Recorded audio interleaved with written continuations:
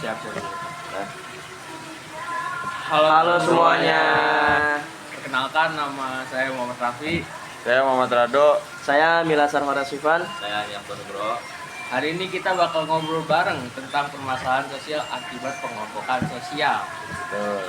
Jadi topik yang kita bahas ini sangat dekat dalam kehidupan kita sehari-hari, guys, yaitu permasalahan sosial akibat pengelompokan sosial.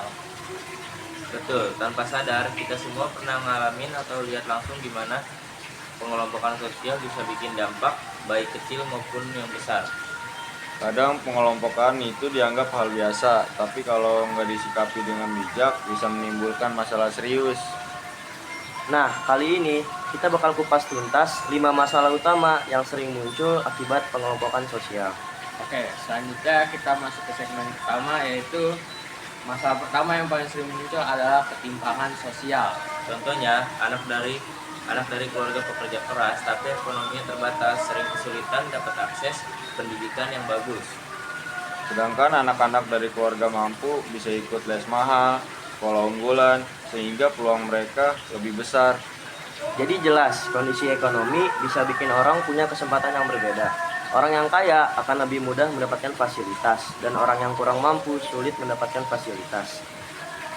Oke, jadi selanjutnya kita masuk ke segmen kedua, yaitu masalah berikutnya adalah stereotip dan prasangka.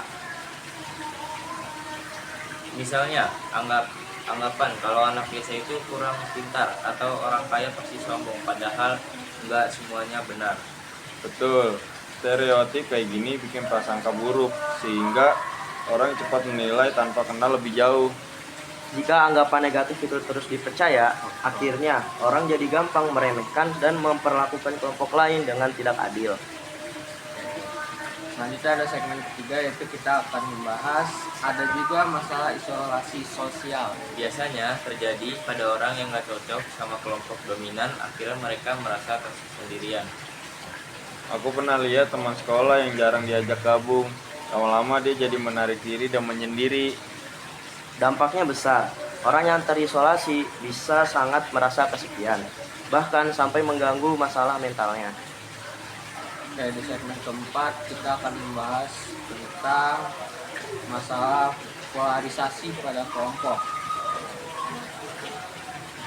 Kalau orang cuma mau bergaul dengan yang sepemikiran, lama-lama pikirannya bisa makin ekstrim.